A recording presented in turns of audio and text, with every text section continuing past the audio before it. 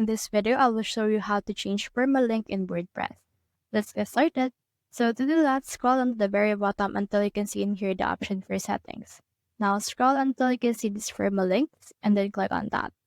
Once you have clicked on that, you should be able to see your permalinks. As of right now, my permalink is day and name, but I can also use that in order to be plain, month or name, post name, or custom structure that I have for this one.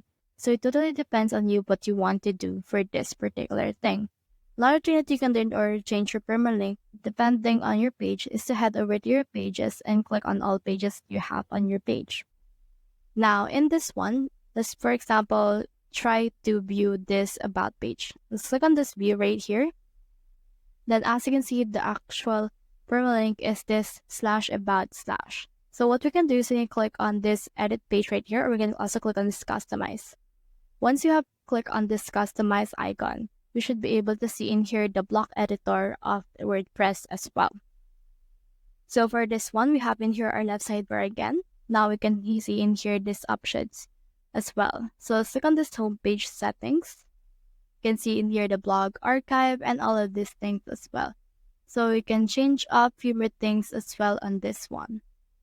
So you can change up the header, well, some post types and all of these things that you have right here, as well as the homepage settings.